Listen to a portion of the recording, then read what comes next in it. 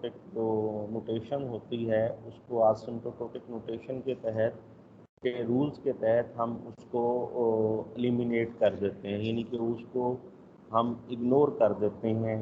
जो कांस्टेंट का फैक्टर होता है, कांस्टेंट भी 1 2 3 4 5 6 कोई भी हो सकता है। हमने प्रीवियस लेक्चर में ये चीज़ डिस्कस की थी कि लार्जेस्ट एलिमेंट अगर हमने एल्गोरिदम में से फाइंड करना है तो ये आपका मैक्सिमम एलिमेंट की एरे हम एक पास करते हैं और उसमें से हमने मैक्सिमम एलिमेंट को फाइंड करना है। तो ये एल्गोरिदम जो हमारे पास गिवन है, इस एल्गोरिदम की अगर हमने कम्प्लेक्सिटी फाइंड करनी हो तो फास्टेस्ट वे में हम कैसे कर सकते हैं? फास्टेस्ट वे में हम ऐसे कर सकते हैं कि सबसे पहले हम इसको समेशन के अंदर राइट डाउन करें। और आप सब स्टूडेंट्स को आवाज़ आ रही है ना? हेलो, जो ऑनलाइन स्टूडेंट्स हैं उनको आवाज़ आ रही है? बोलो यार। यस सर, आ रही है। यस सर, आ रही। Thank you. अच्छा, अब हम इसको समेशन में लिखते हैं।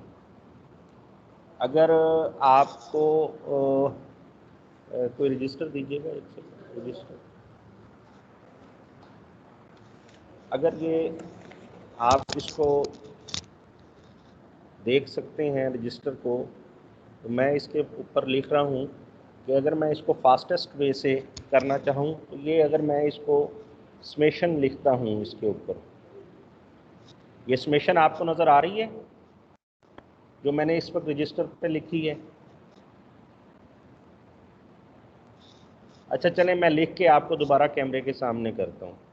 तो समेशन जिस वक्त हम लिखते हैं तो इसकी पहले हम लोअर लिमिट को लिखते हैं समेशन की, और लोअर लिमिट इसके नीचे वाली साइड पे आती है। यानी लोअर लिमिट इसकी हम लिखेंगे i इक्वल टू 1, और ये i इक्वल टू 1 जो है, अब इसकी जो अपर लिमिट होगी वो किधर जाएगी? वो उसके ऊपर वाली साइड पे जाएगी, that is equal to n-1। अच्छा, अब हमने इसको काउंट करना है, इसके बॉडी में कितने स्टेटमेंट्स हैं। हम सपोजिशन है 1 2 3 4 5 6 7 8 9 10, कोई भी हो सकता है, तो हम उसको लिख देते हैं that is equal to constant, कोई भी नंबर हो सकता है, दैट शो सी। अब जो उसके बाहर हैं उसको भी हम लिख देते हैं कि जो हमने लास्ट टाइम डिस्कस किया था कि सीक्वेंशियल स्टेटमेंट्स जो हैं, वो सीक्वेंशियल स्टेटमेंट्स जो हैं वो कांस्टेंट टाइम ऐड होंगी। चलें, हमने उसको लिख दिया C+। अब आपको नज़र आ रहा है इस वक्त ये जो मैंने रजिस्टर पे इस वक्त लिखा है, ये समेशन आपको नज़र आ रही है इस वक्त? ऑनलाइन स्टूडेंट्स को समेशन इस वक्त नज़र आ रही है? आपके पास आ रही है? अब ये देखें, इस समेशन में that is the fastest way कि मैंने समेशन के नीचे i इक्वल टू 1 वहाँ से लिखा कि जो हमारा आइट्रेशन का कंस्ट्रक्ट है, और इस आइट्रेशन के कंस्ट्रक्ट जो स्टार्ट हो रहा है वो i इक्वल टू 1 से हो रहा है।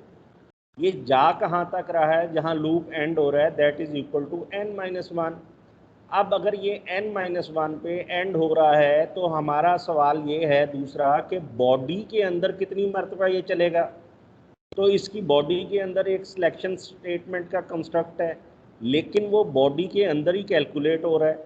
अब वो बॉडी के अंदर कैलकुलेट हो रहा है तो हम उसको काउंट कर सकते हैं 1 2 3 4 5 6 ऐसे, लेकिन वो कोई भी नंबर है, और अगर वो नंबर है तो that is equal to constant, तो हमने उसको कांस्टेंट लिख लिया।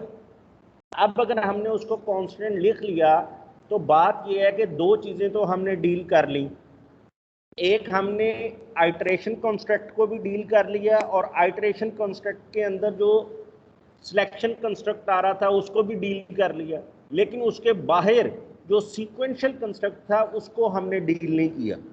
तो सीक्वेंशियल कंस्ट्रक्ट क्या था कि वो जितनी स्टेटमेंट्स थी 1 2 3 4 5 6 7 8, उनको हमने क्या किया, उन स्टेटमेंट्स को हमने ऐड कर दिया C+, यानी कि वो स्टेटमेंट्स 1 2 3 4 कुछ भी हो सकती हैं, ठीक है, उसको ऐड कर दें।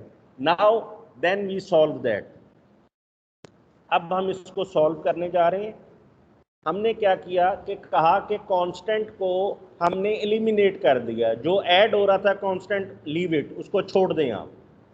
ठीक है, अब हम समेशन को दोबारा से लिखते हैं i इक्वल टू 1 और n-1, और जो कांस्टेंट अंदर आ रहा है we suppose c equal to 1, we suppose c equal to 1। अगर c इक्वल टू 1 है, ये अब आप दोबारा देख सकते हैं कि जो बाहर था, जो c था, चूंकि वो 1 होगा, 1 प्लस आएगा ना, तो हमने ये कहा कि जो बाहर वाला c है उसको हमने इग्नोर कर दिया, एलिमिनेट कर दिया, उसका इफेक्ट टाइम कम्प्लेक्सिटी के ऊपर बहुत माइनर है, तो हम उस माइनर इम्पैक्ट को एलिमिनेट कर देते हैं या इग्नोर कर देते हैं। अब जो समेशन है वो i equal to 1 to n-1 जो जा रही है, उसके अंदर जो कांस्टेंट है वो 1 है, और हमने सपोज किया है कि वो कांस्टेंट c इक्वल टू 1 है। अच्छा, अगर वो कांस्टेंट c इक्वल टू 1 है तो फिर रूल क्या है कांस्टेंट को? अगर समेशन के अंदर कांस्टेंट आ जाए तो उसको ओपन करने का रूल क्या है? रूल उसका ये है, अपर लिमिट, ये मैं रूल लिख के आपको दिखा रहा हूं, इसको फॉरएवर नोट डाउन कर लें। ये जब तक आप कंप्यूटर साइंस में रहेंगे और जब तक आप टाइम कम्प्लेक्सिटीज निकालेंगे, और आपका यही रूल रहेगा। इसीलिए इस कोर्स को आपका जो है कोर कोर्स कहा जाता है कंप्यूटर साइंस का।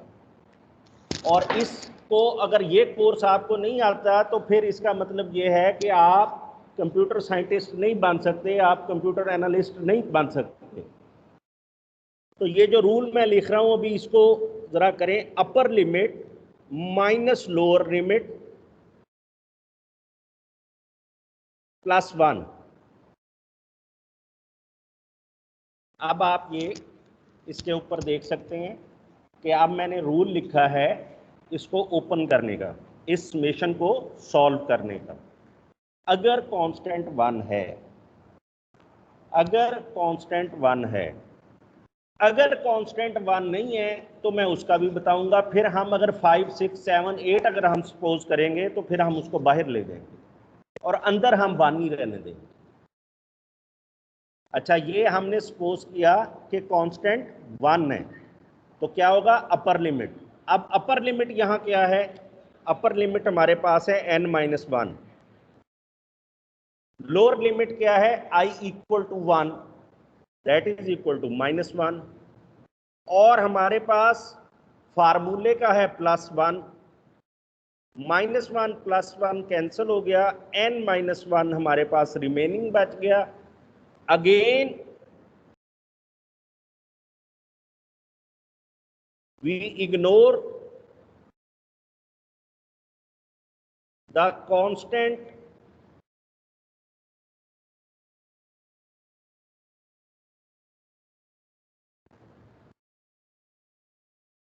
और इस तरह हमारे पास रिमेनिंग रह गया n। अब आप ये देख सकते हैं कि ये जो मैंने फार्मूला ओपन किया समेशन का, n-1 +1, n-1 फार्मूले का और +1 फिर उसके बाद फार्मूले का, तो -1 +1 से कैंसिल हो गया, तो आपके पास n-1 बचा। -1 यानी जो 1 था उसको हमने इग्नोर कर दिया कांस्टेंट को, तो हमारे पास बचा n। अच्छा, अब मैंने उसके साथ लिखा है t of n equal to n। What is the n? ये हमने फर्स्ट लेक्चर में डिस्कस किया था। n is the input size, जो आपने एरे का साइज पुट किया है that is a n। n size की आपने एरे पुट की, इसका मतलब है हम ये कह सकते हैं कि जो मैक्सिमम एलिमेंट आपने इस एल्गोरिदम से फाइंड करना है, अगर n एलिमेंट्स की आप एरे पास आउट करेंगे तो वो लीनियर स्टैंडर्ड फंक्शन में अपना काम कंप्लीट करेगी, यानी उसकी time complexity T of n equal to n होगी। ये क्या है? टाइम कम्प्लेक्सिटी है। ये मैंने आपको क्या बताया है? That is a time complexity, that is the time complexity. Understand?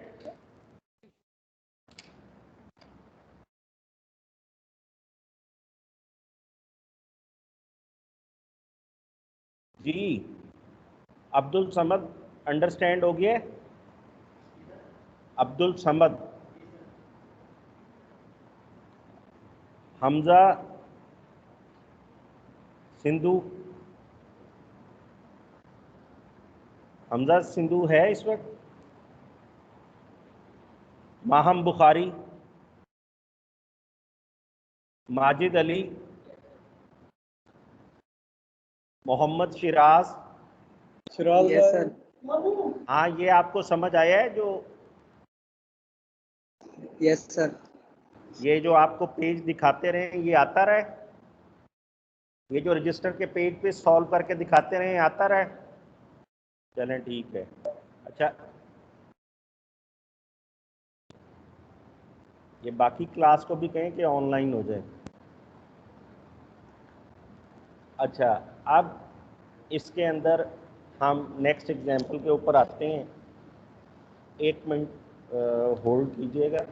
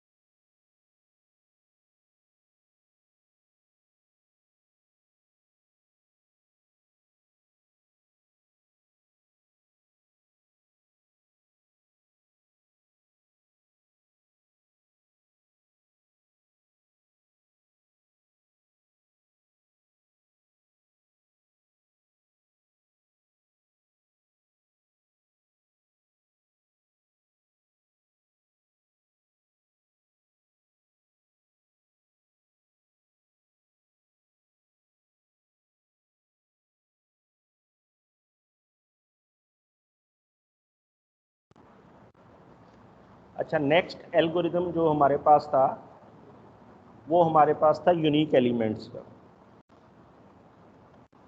अच्छा, अब यूनिक एलिमेंट्स में आप ये देख सकते हैं कि यूनिक एलिमेंट्स में आपके पास नेस्टेड लूप यूज़ हो रहा है।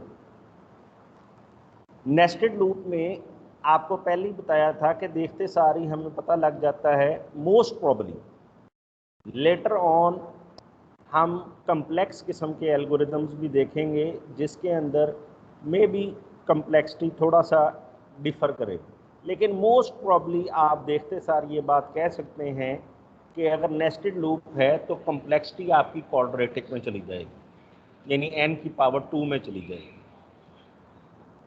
अगर नेस्टेड लूप है यानी लूप के अंदर हमने लूप यूज़ किया है। अब हम इस एल्गोरिदम को समेशन फॉर्म में लिखते हैं। अब इस एल्गोरिदम में भी 3 कंस्ट्रक्ट यूज़ हो रहे हैं। सिलेक्शन कंस्ट्रक्ट यूज़ हो रहा है, आइटरेटिव कंस्ट्रक्ट यूज़ हो रहा है, और दूसरा सिलेक्शन कंस्ट्रक्ट यूज़ हो रहा है जहां आप इफ़ आई इक्वल टू ए जे कर रहे हैं। तो फिर बात वही आती है कि इसके अंदर जो कांस्टेंट आ रहे हैं वो तो हमारे लिए इतनी अहमियत के हामिल नहीं है, लेकिन जो चीज़ हमारे पास इसमें अहम है वो अहम इसके अंदर आवाज़ आ रही है, तो उसके अंदर हमारे पास जो चीज़ अहम है वो नेस्टेड लूप है, यानी जिसके अंदर हमें ये पता लगना है कि ये एल्गोरिदम की जो टाइम कम्प्लेक्सिटी है वो क्वाड्रेटिक में जा रही है। हैं जी? हाँ तो वो तो हुई है, स्क्रीन शेयर तो है इस वक्त।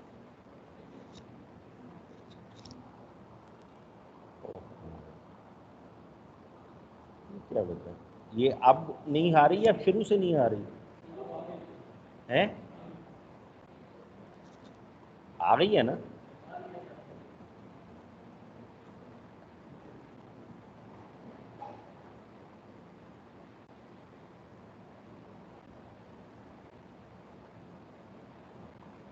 दोबारा कर लेते।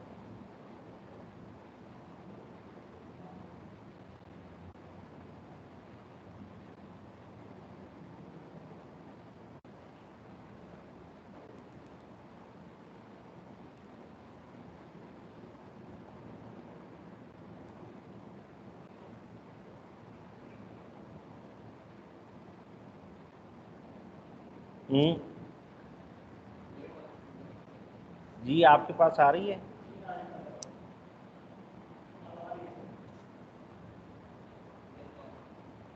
नहीं, आपके कोई प्रॉब्लम होगा उसमें, सेट में उसको रिफ्रेश करें।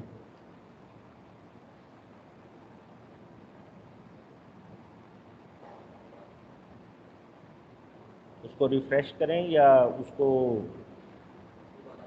सर दोबारा आ से। रही है। हाँ स्क्रीन तो आ रही है। अच्छा, ये अब हम इसको लिखने लगे थे, ये जो आइटरेटिव था हमारे पास, इस आइटरेटिव को अब हम लिखने लगे थे कि ये जो आइटरेशंस हैं इसको हम समेशन फॉर्म में लिखें, सो दैट सॉल्व करके हम प्रूव कर सकें कि ये क्वाड्रेटिक टाइम में। तो सबसे पहले जब भी नेस्टेड लूप्स यूज होंगे तो point to be noted,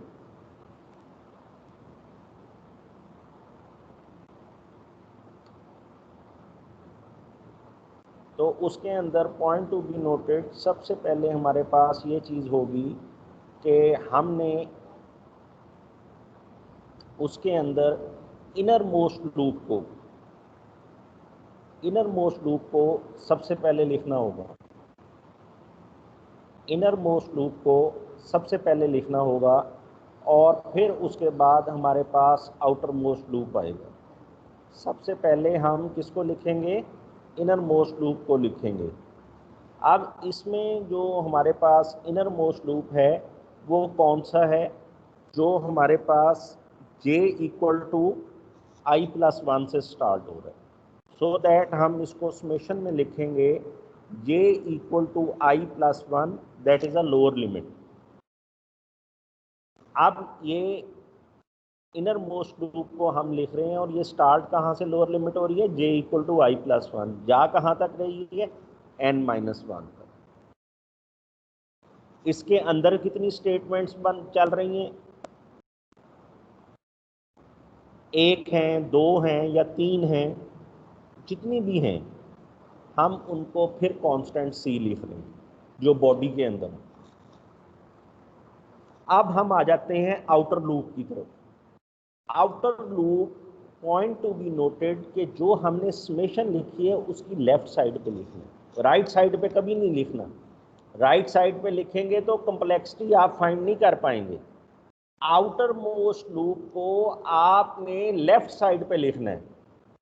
outer most loop को आपने लेफ्ट साइड पे लिखना है। अब हम लेफ्ट साइड पे आउटर मोस्ट लूप की समेशन को लिख रहे हैं और ये समेशन जो है अब कहाँ से शुरू हो रही है? इसकी लोअर लिमिट क्या है? I equal to 0। कहाँ तक जा रही है? n माइनस वन तक। ठीक है, अब हमने इसको समेशन फॉर्म में लिख लिया। ये आपके सामने इस वक्त आ चुका होगा। ये नज़र आ रही हैं समेशंस जी? अच्छा, अब हम इसको सॉल्व करने जा रहे हैं। सॉल्व करने का भी इसमें तरीका ये है कि पहले हमने इनर मोस्ट लूप वाली समेशन को सॉल्व करना है, उसके बाद आउटर मोस्ट लूप वाली को करना है। अच्छा जी, अब हमने अगर इनर मोस्ट वाली समेशन को सॉल्व करना है तो again suppose that c equal to one, again suppose that c equal to one. अब अगर c इक्वल टू वन है तो j equal to i plus one वैसे ही आएगा, n माइनस वन वैसे ही आएगा और c वन हो गया। मैं आपको क्लैरिफाई करने के लिए एक स्टेप बढ़ा रहा हूं कि मैंने इसको c को 1 शो कर दिया है, c को 1 शो कर दिया है और उसके अंदर ब्रैकेट्स लगा दी हैं, और ब्रैकेट्स इसलिए शो की हैं कि पहला स्टेप इनर मोस्ट लूप को सॉल्व करने का है।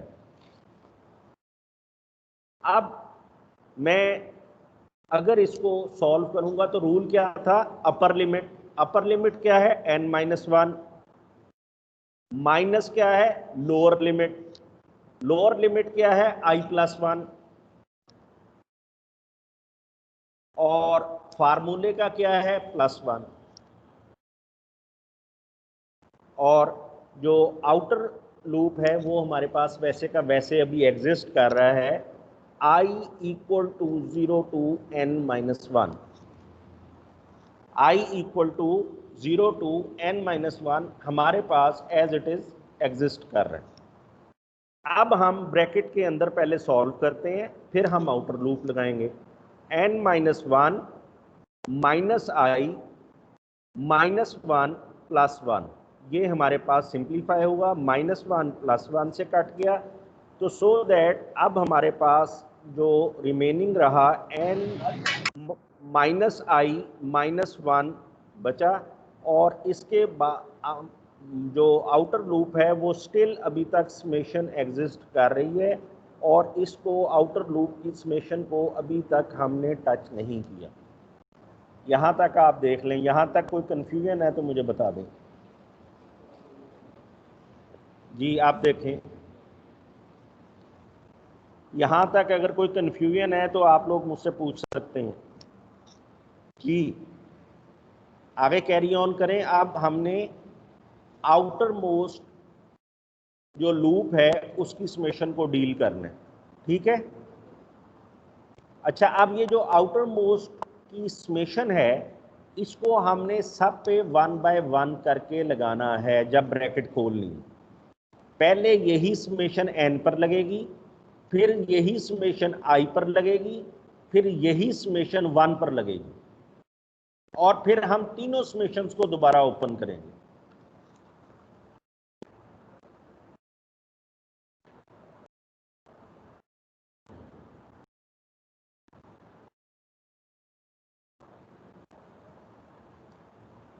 summation I = 0 to n-1 and summation I = 0 n-1 I minus summation I = 0 to n-1 और 1। अच्छा, अब इसमें पॉइंट एक और बड़ा अहम है कि जब लोअर लिमिट है ना, उस लोअर लिमिट के ऊपर आपने चेक करना है कि क्या अल्फ़ाबेट आ रहा है। अगर उसके ऊपर अल्फ़ाबेट आई है और समेशन के आगे भी आई है, it means that is a series. और अगर उसके अंदर कोई और अल्फ़ाबेट है, यानी अगर लोअर लिमिट शुरू हो रही है i = 0 से, लेकिन उसकी जो अंदर अल्फ़ाबेट है वो A B C D N J K कोई आता है, तो फिर वो सीरीज़ नहीं है। सीरीज़ को ओपन करने के लिए एक हमारे पास फार्मूला है जो कि मैं अभी आपको लिख कर बताता हूं कि सीरीज़ अगर होगी तो उसका फार्मूला क्या है।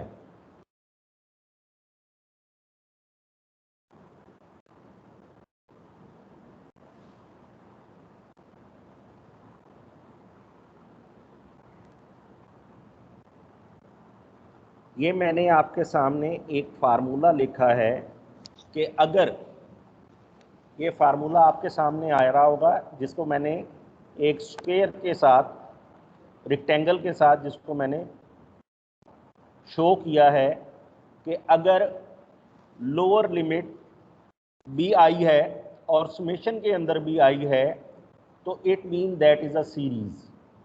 और सीरीज को ओपन करने का फार्मूला है, जैसे ही हमारे पास ये आएगा हम फौरी तौर पे फार्मूला लगा देंगे n × n+1 / 2। क्या फार्मूला लगेगा? n × n+1 / 2, ठीक है। अच्छा, अब इसके अंदर हम आते हैं इसको सॉल्व करने के लिए। सॉल्व करने के लिए जब हम आते हैं तो जो पहली हमारे पास समेशन है उसमें n है, तो हम कहते हैं n इज़ अ कांस्टेंट। जब n कांस्टेंट है तो हम n को बाहर निकाल लेते हैं। जब n को बाहर निकाल लेंगे तो वो हमारे पास क्या आ जाएगा, summation i equal to 0 n minus 1 और अंदर रह गया 1। ठीक हो गया, n को बाहर निकाल लिया, अंदर 1 रह गया, सो दैट हम उसके ऊपर कांस्टेंट का फार्मूला लगा सकें। अब आ गया माइनस। अच्छा, अब माइनस ये वैसे का वैसे ही अभी रहा, i equal to 0 n minus 1 और i, क्योंकि इसके ऊपर नेक्स्ट स्टेप पे हमने सीरीज का फार्मूला लगा देना है। जो अगला है माइनस वो भी वैसे ही रहा, i equal to 0 to n minus 1 और 1। अब ये आपकी इस वक्त सूरत हाल है कि इस सूरत हाल में अब हम इसके ऊपर फार्मूले लगाने जा रहे हैं। पहले वाले पे भी फार्मूला लगेगा, दूसरे पे भी और तीसरे पे भी। पहले में पॉइंट आपने ये नोट करना है कि जो n था वो एज अ कांस्टेंट बाहर निकला है, जबकि लास्ट वाले के अंदर कांस्टेंट है ही 1, तो हमें बाहर निकालने की ज़रूरत ही नहीं पड़ी। अब हम इन तीनों समेशंस को सॉल्व करने जा रहे हैं, और जो रेक्टेंगल में आपको दिखाया गया है वो रेक्टेंगल वाला फार्मूला हम अब इस रेक्टेंगल वाले फार्मूले को क्या करने लगे हैं, अप्लाई करने लगे हैं। पहले में n, और अब हमारे पास जब कांस्टेंट था तो उसका फार्मूला क्या था, upper limit n minus 1 minus lower limit minus 0 और फार्मूले का प्लस 1। ठीक है जी। दूसरे में हमारे पास क्या था, अब यहां जरा गौर से आपने करना है। फार्मूला हमारे पास है n into n plus 1 divided by 2। Formula क्या है, n into n plus 1 divided by 2, while जबकि हमारे पास है n equal to n minus 1। Point to be noted कि हमारे पास जो फार्मूला है सीरीज का वो कहाँ से शुरू हो रहा है, i equal to 1 to n, जबकि हमारे पास जो मौजूद है वो है i equal to 0 to n minus 1। तो सो दैट जो n की वैल्यू है वो हम n माइनस 1 पुट करेंगे। तो अब हम n की जगह पे n माइनस 1 आ गया, और जो दूसरा था उसके अंदर n माइनस 1 प्लस 1 आएगा डिवाइडेड बाय 2, और इस तरह ये हमारे पास ओपन हो गया, और लास्ट वाले में फिर हमारे पास n माइनस 1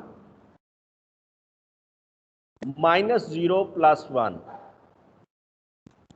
ये मैंने तीनों समेशंस ओपन कर दी हैं। अगर इसके अंदर कोई इशू आ रहा है तो आप पूछ सकते हैं। ये मैंने तीनों समेशंस आपके सामने ओपन कर दी हैं।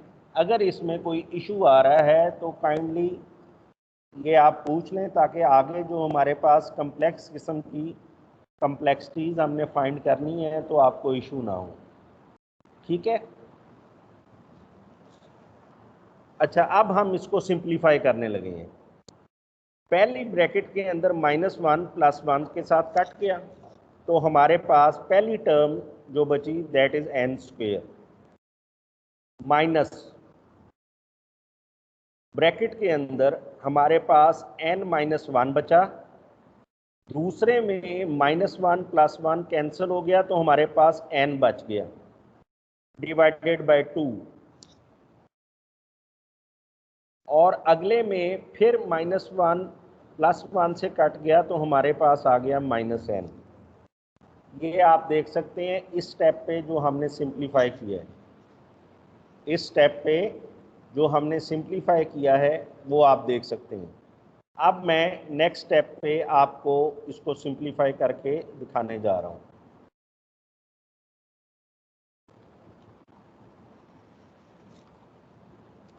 तो चूंकि 2 हमारे पास एज अ एलसीएम जाएगा तो ये बन जाएगा 2n2, और इधर आपके पास -n2, और क्योंकि n2 -n आएगा ना, तो जब बाहर वाला माइनस मल्टीप्लाई होगा तो -n2 और ये +n बन जाएगा, और -2n डिवाइडेड बाय होल 2। अब इसको हम फर्दर सिंप्लीफाई करते हैं तो 2n2 -n2, ये क्या बच गया, n2, पॉजिटिव n2 बच गया, और -2n में से n निकला तो -n बच गया, और डिवाइडेड बाय 2। तो अब हमारे पास दो टर्म्स बच गई, n2 डिवाइडेड बाय 2 और -n डिवाइडेड बाय 2। इनको हम ऐसे भी लिख सकते हैं 1/2 इंटू n2 और -1/2 इंटू n2 इंटू n। अब ये अगर हम देखें तो t of n equal to n2। ये अब आप इसको फर्दर जो सिंप्लीफाई हुआ है वो देख सकते हैं। ये आ गया आपके पास फर्दर सिंप्लीफाई हुआ। अच्छा, अब इसके अंदर ये जो फर्दर सिंप्लीफाई हुआ है, लास्ट स्टेप पे हमने n2 इसलिए लिया है कि जो 1/2 है वो तो फिर कांस्टेंट है, और उस कांस्टेंट को हमने एलिमिनेट कर दिया, उसको हमने कंसिडर नहीं किया। n जो है वो लोअर लिमिट है, n जो है वो स्टैंडर्ड फंक्शन में लोअर है, n2 ग्रेटर है। तो आसिम्प्टोटिक नोटेशन के तहत जो ग्रेटर स्टैंडर्ड फंक्शन होता है उसको हम कंसिडर करते हैं। तो इसमें ग्रेटर स्टैंडर्ड फंक्शन क्या है, n⁻²।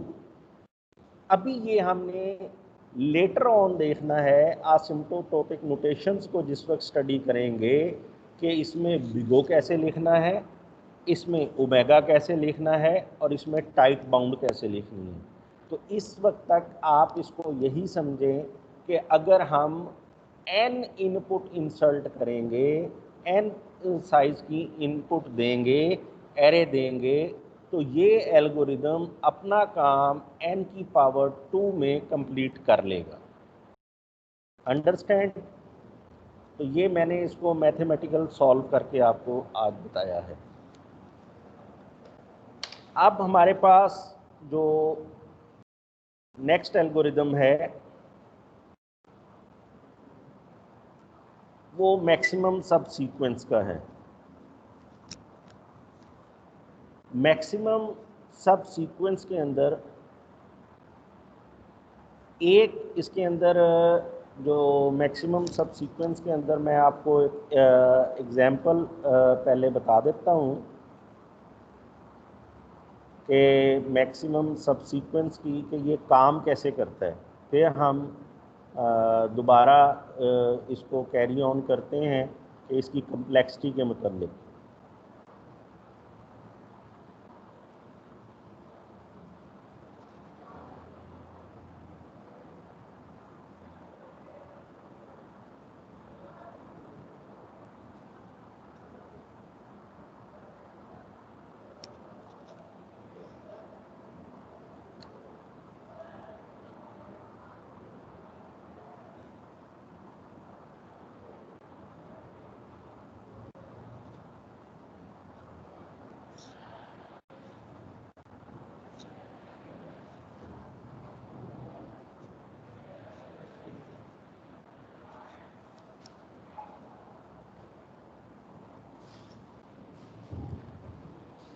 ये हमारे पास बेसिकली इस वक्त जो डायग्राम आ रही है इसको आप अंडरस्टैंड कर लें, ताकि आपको ये बात पता लग जाए कि मैक्सिमम सब सीक्वेंस का जो एल्गोरिदम अभी हम कम्प्लेक्सिटी के वाइज डिस्कस करने जा रहे हैं ये बेसिकली कैसे काम करेगा। अब आप इसमें देखें कि हमारे पास इस वक्त 6 एलिमेंट्स हैं, -2, 11, -4, 13, -5, -2। इस एल्गोरिदम का जैसे कि नेम है मैक्सिमम सब सीक्वेंस, तो इसका मतलब ये है कि इन 6 एलिमेंट्स का उसने ऐसा कम्बिनेशन बनाना है कि जिसका सम सबसे ग्रेटर हो, जिसका सम सबसे ग्रेटर हो, वो वाला उसने कम्बिनेशन बनाना है। अब इसके अंदर सवाल ये उठता है कि क्या ये ऐसे बना सकता है कि जो 11 और 13 को ऐड कर दे, 11 और 13 को ऐड कर दे तो वो सबसे बड़ा बन जाएगा, 13 और 10 और 23 और 124। लेकिन ये इस एल्गोरिदम के मुताबिक रॉन्ग है। इस एल्गोरिदम में वो एक सीक्वेंस के तहत कर सकता है, यानी सीक्वेंस के मुताबिक सबसे जो ग्रेटर इसके अंदर कम्बिनेशन बन सकता है वो 11 -4 और 13 का बन सकता है। अब 11 -4 और 13 में यानी कि आपका 20 इसका ग्रेटर मैक्सिमम सब सीक्वेंस होगा। अच्छा, अब वो एल्गोरिदम बनाएगा कैसे? एल्गोरिदम ये बात करेगा कि सबसे पहले ये इस वक्त आपको नज़र आ रहा है,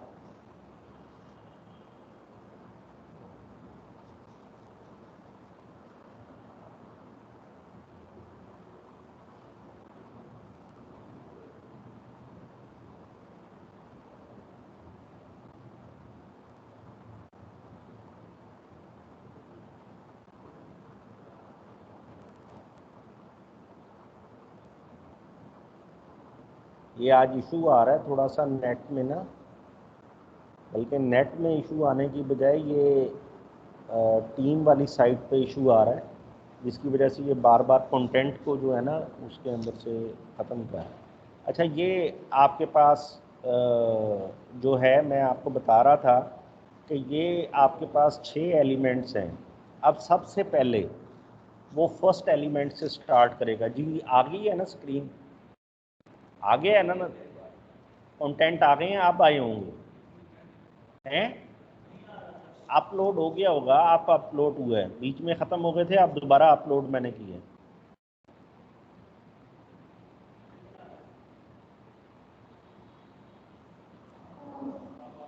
आ गया ना?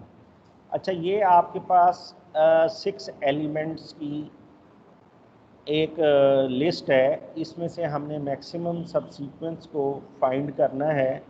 तो इसका रूल क्या है कि ये इन बिटवीन कोई भी एलिमेंट्स नहीं ले सकता, स्किप किसी एलिमेंट को नहीं कर सकता। सबसे पहले वो बनाने के लिए, चेक करने के लिए पॉसिबिलिटीज़ अब हम देखते हैं कि कितनी इसमें बन सकती है।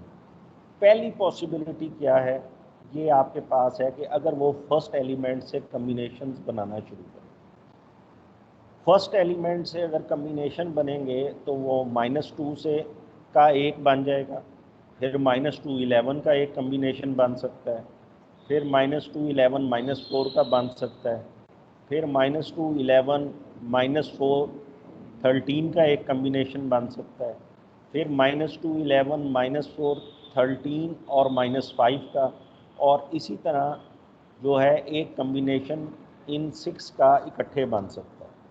तो ये तो था कि अगर वो फर्स्ट एलिमेंट से स्टार्ट करे। अच्छा, नेक्स्ट पॉसिबिलिटी क्या है कि वो फर्स्ट एलिमेंट को स्किप कर दे, अब वो सेकंड वाले से सारे स्टार्ट करे, यानी 11 से स्टार्ट हो तो 11 -4 हो जाए, फिर 11 अकेला, फिर 11 -4, फिर 11 -4 13, फिर 11 -4 13 -5, और फिर 11 -4 13 -5 और -2। अगर वो इसके अंदर अब सेकंड को स्किप करें तो फिर उसके पास 4 कम्बिनेशन बनेंगे। अगर वो थर्ड को स्किप करे तो 3 कम्बिनेशन मज़ीद बनेंगे। अब अगर वो फोर्थ को स्किप करे तो 2 कम्बिनेशन बनेंगे, और लास्ट वाले का एक कम्बिनेशन। तो टोटल अगर हम 6 एलिमेंट्स लें तो हमारे पास 1 2 3 4 5 फर्स्ट एलिमेंट से स्टार्ट होंगे तो 5 कम्बिनेशन, सेकंड एलिमेंट से स्टार्ट होंगे तो 1 2 3 4 5 कम्बिनेशन, 5 और 5 10 कम्बिनेशन, और अगर थर्ड वाले से स्टार्ट होंगे तो 4 और ऐड हो जाएंगे, 14 कम्बिनेशन। फोर्थ वाले से ऐड होंगे तो 3 कम्बिनेशन और 17 कम्बिनेशन। और अगर फिफ्थ वाले से ऐड होंगे तो 2 और 17, और लास्ट वाला जो है वो 18 कम्बिनेशन बनेंगे। इस 18 कम्बिनेशन के अंदर फिर हम फाइंड करेंगे विच वन इज़ ग्रेटर। ठीक है, ऐसे ये मैक्सिमम सब सीक्वेंस काम करेगा। अब जो हमारा आज का फोकस है, वो आज का फोकस ये है कि जो मैक्सिमम सब सीक्वेंस का एल्गोरिदम है, इसकी हमने कम्प्लेक्सिटी फाइंड करनी है।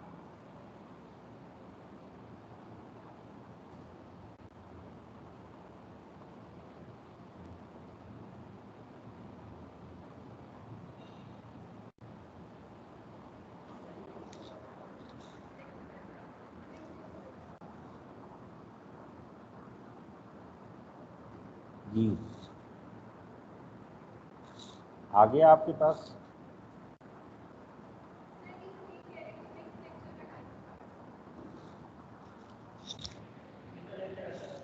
वो तो 11:40 पे होगा ना, अभी तो ब्रेक टाइम है। 11:40 से पहले कोई लेक्चर नहीं स्टार्ट हो सकता है। 11:20 पे नहीं हो सकता, 11:40 पे होगा। 11:20 टू 11:40 ब्रेक है।